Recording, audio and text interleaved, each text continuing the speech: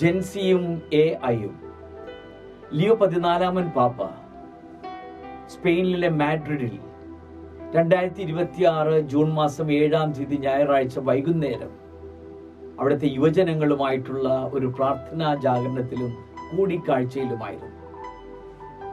B the spark of the new humanity, അതാണ് Leo പാപ്പ അന്ന് യുവജനങ്ങളോട് പ്രത്യേകമായി ആഹ്വാനം ചെയ്തത്. അതായത് be the spark of a new humanity, പുതിയ മാനവരാശിയുടെ തീപ്പൊരിയാകുക. വെല്ലുവിളികളിലൂടെ കഴിയുന്ന യുവജനങ്ങൾക്കായി പ്രത്യാശയുടെ ഒരു ദർശനമാണ് അന്നും പാപ്പ പങ്കുവച്ചത്. ഓരോ തലമുറയ്ക്കും അതിൻ്റെതായ വെല്ലുവിളികളും പ്രതിസന്ധികളും ഒക്കെ ഉണ്ട്. എന്നാൽ മറ്റൊരു കാലഘട്ടത്തിലും ഇല്ലാത്ത ഒരു സാഹചര്യത്തിലൂടെയാണ് ഇന്നത്തെ ആധുനിക തലമുറ യുവജനങ്ങൾ കടന്നു പോകുന്നത്. അതിവേഗ സാങ്കേതിക വളർച്ച, നിർമ്മിത ബുദ്ധി അഥവാ ആർട്ടിഫിഷ്യൽ ഇന്റലിജൻസ് AI, സാമൂഹിക മാധ്യമങ്ങളുടെ സ്വാധീനം, അതോടൊപ്പം തന്നെ പാരിസ്ഥിതിക പ്രതിസന്ധികൾ, രാഷ്ട്രീയമായ ധ്രുവീകരണം, യുദ്ധം, സാമ്പത്തികമായ അനിശ്ചിതത്വം, അതോടൊപ്പം തന്നെ യുവജനങ്ങൾക്ക് അനുഭവവേദ്യമാകുന്ന ഏകാന്തത, ജീവിതത്തിൻ്റെ അർത്ഥം നഷ്ടപ്പെടുത്തുന്ന പല വിധത്തിലുള്ള സാഹചര്യങ്ങൾ, ഇങ്ങനെയുള്ളതിൻ്റെ എല്ലാറ്റിൻ്റെയും നടുവിലാണ് ഇന്നത്തെ ആധുനിക തലമുറ. അതുല്യമായ അവസരങ്ങളാണ് ഈ ആധുനിക സാങ്കേതിക വിദ്യ മനുഷ്യന് നൽകുന്നത്. അതോടൊപ്പം തന്നെ മനുഷ്യന്റെ അന്തസ്സിനെ പറ്റിയും ബന്ധങ്ങളെക്കുറിച്ചും അതോടൊപ്പം തന്നെ സത്യം, സ്നേഹം, സ്വാതന്ത്ര്യം തുടങ്ങിയ മൂല്യങ്ങളെക്കുറിച്ചുമൊക്കെയുള്ള വികലമായ കാഴ്ചപ്പാടുകളും ദുരനുഭവങ്ങളും യുവതലമുറയെ ആകെ പ്രതിസന്ധിയിലാക്കുന്നു. യുവജനങ്ങളുടെ പ്രത്യേകതയാണ് അവരുടെ ഹൃദയത്തിൽ എന്നും തുടിക്കുന്ന അനുകമ്പ, മറ്റുള്ളവരുള്ള കാരുണ്യം, കരുതൽ, അവർക്ക് മാത്രം സ്വന്തമായിട്ടുള്ള ഊർജ്ജസ്വലത, സൃഷ്ടിപരത, ആദർശനിഷ്ഠ എന്നിങ്ങനെയുള്ള കാര്യങ്ങളിലൂടെ സമൂഹത്തെ നവീകരിക്കാൻ സാധിക്കും എന്നാണ് ലിയോ 14 പാപ്പയുടെ യുവജനങ്ങളോടുള്ള ആ ആഹ്വാനത്തിലും നിലപാടിലുമൊക്കെ നമ്മെ പ്രത്യേകമായി ഓർമ്മിപ്പിക്കുന്നത്. പുതിയ മനുഷ്യരാശിയുടെ തീപ്പൊരിയാകുക, be the spark of the new humanity എന്ന ആഹ്വാനം യഥാർത്ഥത്തിൽ ബൈബിളിൻ്റെ വെളിപാടിൻ്റെ പുസ്തകത്തിലെ ഇതാ ഞാൻ എല്ലാം നവീകരിക്കുന്നു, പുതിയതാക്കുന്നു, വെളിപാടിൻ്റെ പുസ്തകം 21:5 ആ ദൈവിക വാഗ്ദാനത്തിൻ്റെ അനുരണനമാണ് be the spark of the new humanity എന്ന് പറയുന്നത്. യഥാർത്ഥത്തിൽ ക്രിസ്തുവിൻ്റെ പ്രത്യാശയാണ് പാപ്പ അവരുമായി പകർന്നതും പങ്കുവച്ചതുമെല്ലാം. കരുതലുള്ള ഒരു ഗുരുവായിട്ടാണ് ക്രിസ്തു എന്നും യുവജനങ്ങൾക്ക് അനുഭവവേദ്യമായിട്ടുള്ളത്. പ്രത്യേകിച്ച് മാർക്കോസിന്റെ സുവിശേഷം 5-ാം അധ്യായം 23-ാം വാക്യത്തിൽ സിനഗോഗ് അധികാരിയായ ജായിറൂസ് വന്ന് യേശുവിനോട് ആവശ്യപ്പെടുന്നു, എൻ്റെ ഓമന മകൾ ഇതാ മരിക്കാറായി കിടക്കുന്നു, അവൾ സൗഖ്യം പ്രാപിച്ച് ജീവിക്കാനായി അങ്ങ് വന്ന് അവളുടെ മേൽ കൈകൾ വെച്ച് പ്രാർത്ഥിക്കണമെന്ന് അപേക്ഷിക്കുമ്പോൾ മറ്റൊന്നും ചിന്തിക്കാതെ ആ ആവശ്യപ്പെടുന്ന പ്രകാരം ഒരു മടിയും സങ്കോചവുമില്ലാതെ ഇറങ്ങി പുറപ്പെടുകയാണ് യേശു. അങ്ങനെ ആ ഭവനത്തിൽ ചെന്ന് അവളുടെ ചാരയെത്തി തലീത്ത ഖും, അതായത് ബാലികയെ എഴുന്നേൽക്കുക എന്ന് പറഞ്ഞ് അവളെ അങ്ങനെ മയങ്ങി മരിക്കാറായി കിടന്ന ആ ബാലികയെ, ആ 12 വയസ്സുകാരിയെ എഴുന്നേൽപ്പിക്കുന്നു. അവൾ എഴുന്നേറ്റ് നടക്കുന്നു. അവൾക്ക് ഉണർവും പോഷകവും ആവശ്യമുണ്ടെന്ന് തിരിച്ചറിഞ്ഞ് അവൾക്ക് ഭക്ഷണം കൊടുക്കുവിൻ എന്ന് യേശു പറയുകയാണ്. എല്ലാവർക്കും നിരാശ മാത്രം കാണുന്ന ഇടത്ത് യേശു പ്രത്യാശ പുനഃസ്ഥാപിക്കുകയാണ്. ആന്തരിക ശൂന്യത, ഏകാന്തത, ദുഃഖം, എന്നിവയിൽ നിന്നെല്ലാം ഉയർത്തെഴുന്നേൽക്കുവാൻ ബാലികാബാലന്മാരെയും യുവജനങ്ങളെയും യേശു ക്ഷണിക്കുകയാണ്. കരുതലും കാരുണ്യവും നിറഞ്ഞ യേശുവിന്റെ മനസ്സലിവാണ് നായിമിലെ ആ യുവാവിനെ ലൂക്കായുടെ സുവിശേഷത്തിന്റെ 7-ാം അധ്യായം 11 മുതൽ 17 വരെയുള്ള വാക്യങ്ങളിൽ നാം കാണുക. അങ്ങനെ ആ യുവാവിനെ വീണ്ടും ജീവിപ്പിക്കുകയും കുടുംബത്തിനും സമൂഹത്തിനും തിരികെ ഏൽപ്പിക്കുകയും ചെയ്യുന്നത്. ശാരീരിക ജീവിതം മാത്രമല്ല, ബന്ധങ്ങളും ജീവിത ലക്ഷ്യവും എല്ലാം പുനഃസ്ഥാപിക്കുന്നു യുവാവായ ക്രിസ്തു. യുവത്വം വിട്ടുമാറാത്ത 3 അംഗങ്ങളുള്ള ഒരു കുടുംബമായിരുന്നു മാർത്തയുടെയും മറിയത്തിന്റെയും ലാസറിന്റെയും. യേശു അവരെ സ്നേഹിച്ചിരുന്നു. വീട്ടുകാര്യങ്ങളെല്ലാം നടത്താൻ വ്യഗ്രതയോടെ ഓടി നടന്നിരുന്ന മാർത്തയായിരിക്കണം ആ കുടുംബത്തിലെ ഏറ്റവും തലമുതിർന്ന വ്യക്തി. യോഹന്നാന്റെ സുവിശേഷത്തിൽ 11-ാം അധ്യായം 3-ാം വാക്യത്തിൽ നാം വായിക്കുന്നതാണ് ലാസറിനെ പറ്റിയുള്ള രോഗവിവരം. കർത്താവെ, അങ്ങ് സ്നേഹിക്കുന്നവൻ ഇതാ രോഗിയായിരിക്കുന്നു എന്ന് സന്ദേശം എത്തിക്കുകയാണ് ആ സഹോദരിമാർ. എല്ലാ പ്രതിസന്ധികൾക്കും അപ്പുറമുള്ള പ്രത്യാശയാണ് യഥാർത്ഥത്തിൽ ആ യുവജനങ്ങളുടെ ആ കുടുംബത്തിലേക്ക് ക്രിസ്തു പകർന്നു കൊടുക്കുന്നത്. അങ്ങനെ യേശു പ്രതിസന്ധികളും പ്രയാസങ്ങളും ഉണ്ടെന്ന് അറിഞ്ഞിട്ട് തന്നെ ആ സ്ഥലത്തേക്ക് ബെഥനിയയിലേക്ക് ചെല്ലുന്നു. ആ കുടുംബത്തെ പോയി ആശ്വസിപ്പിക്കുന്നു. അവരോടൊപ്പം ഇരുന്ന് സംസാരിച്ച് അവർക്ക് പ്രത്യാശ പകരുന്നു. മാത്രമല്ല, മരിച്ചിട്ട് 4-ാം നാളായി എങ്കിലും ലാസറിന്റെ കബറിടത്തെങ്കിൽ പോയി ലാസറിന് പുതുജീവൻ സമ്മാനിക്കുന്നു. അവരോടൊപ്പം അതിനു മുൻപ് നെടുവീർപ്പിട്ട് കരയുന്നത് യഥാർത്ഥത്തിൽ മരണത്തിന്റെ മുൻപിൽ ഉള്ള ആ യുവാവായ ക്രിസ്തുവിന്റെ സ്നേഹവും കരുതലും ഒക്കെയാണ് കാണിക്കുന്നത്. ഈ സുവിശേഷ വിവരണം അങ്ങനെ പുതിയ ജീവൻ പകരുന്ന ക്രിസ്തുവിന്റെ സാന്നിധ്യം ഓർപ്പിക്കുമ്പോൾ നമ്മുടെ കുടുംബങ്ങളിലും നമ്മുടെ ഗ്രൂപ്പുകളിലുമൊക്കെ ക്രിസ്തു കടന്നു വന്ന് ആശ്വാസവും കരുത്തും പ്രതീക്ഷയും പകരുന്നതിൻ്റെ ഓർമ്മപ്പെടുത്തലാണ്. അതോടൊപ്പം യേശു യുവജനങ്ങൾക്ക് വെല്ലുവിളിയുമാണ്. ഒരിക്കൽ സമ്പന്നനായ ഒരു യുവാവ് യേശുവിനെ സമീപിക്കുന്നു. യേശു അവനെ നോക്കി അവനോട് സ്നേഹം തോന്നി എന്ന് മാർക്കോസിന്റെ സുവിശേഷം 10-ാം അധ്യായം 21-ാം വാക്യത്തിൽ പറയുന്നുണ്ട്. നന്മകളേറെയുള്ള ആ യുവാവിന് ഒരു കുറവ് ഉണ്ടായിരുന്നു.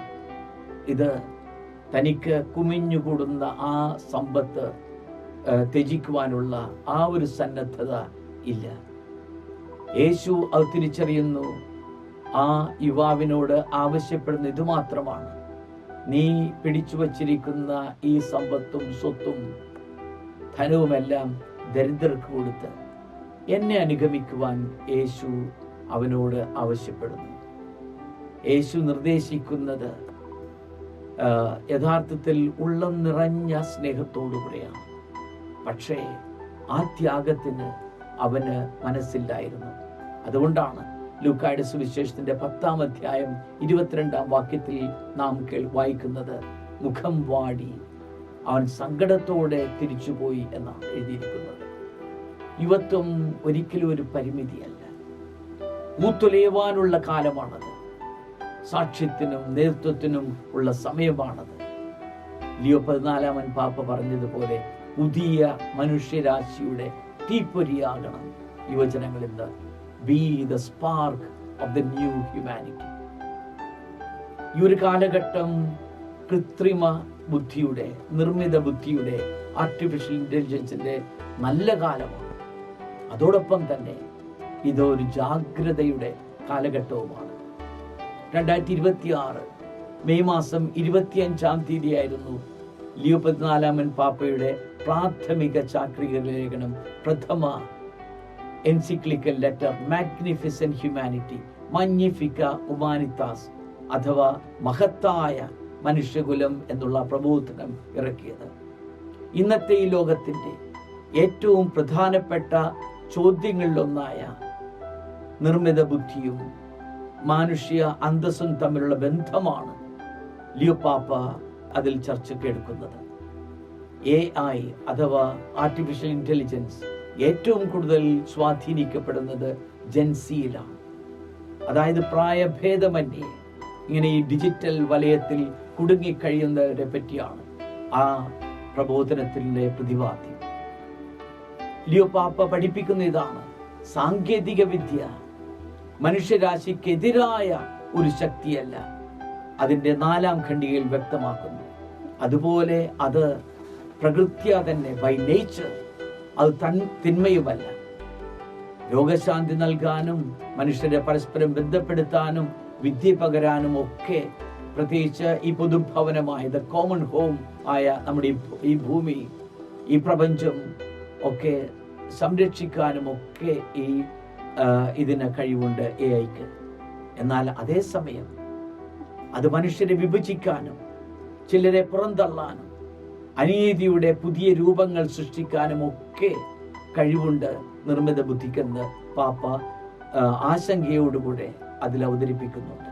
കാരണം അത് രൂപകൽപ്പന ചെയ്യുന്നവരുടെയും അതിനുവേണ്ടി ധനസഹായം ചെയ്യുന്നവരുടെയും അവരുടെ മൂല്യങ്ങളുടെയും ലക്ഷ്യങ്ങളുടെയും ഒക്കെ കാര്യങ്ങൾ അത് പ്രതിഫലിപ്പിക്കുന്നുവെന്ന് മഗ്നിഫിക്ക ഹ്യൂമാനിറ്റാസിന്റെ 9-ാം ഖണ്ഡികയിൽ ലിയോ 14-ാമൻ പാപ്പ അതിൽ വിവരിക്കുന്നുണ്ട്. കൃത്രിമ ബുദ്ധി, റോബോട്ടിക്സ്, അൽഗോരിതംസ്, ഡിജിറ്റൽ പ്ലാറ്റ്ഫോംസ് എന്നിവ മനുഷ്യ പുരോഗതിയെ സഹായിക്കാനും മനുഷ്യനെ നിയന്ത്രിക്കാനും ഒരുപോലെ കഴിവുള്ളതാണെന്ന് വ്യക്തമാക്കുന്നു. അതിനാൽ ലിയോ 14-ാമൻ പാപ്പ ഈ പ്രബോധനത്തിന്റെ 16-ാം ഖണ്ഡികയിൽ വ്യക്തമാക്കുന്ന ഇതാണ്: സാങ്കേതിക പുരോഗതിയുടെ നടുവിലും മനുഷ്യരായി നാം തുടരേണ്ടിയിരിക്കുന്നു. Be human. അതാണ് ലിയോ 14-ാമൻ പാപ്പ അടിവരയിട്ട് ആ പ്രബോധനത്തിൽ നമ്മെ ഓർപ്പിക്കുന്നത്. കൃത്രിമ ബുദ്ധി മനുഷ്യന്റെ അന്തസ്സിനെയും സ്വാതന്ത്ര്യത്തെയും പൊതു നന്മയുമാണ് സേവിക്കേണ്ടത്.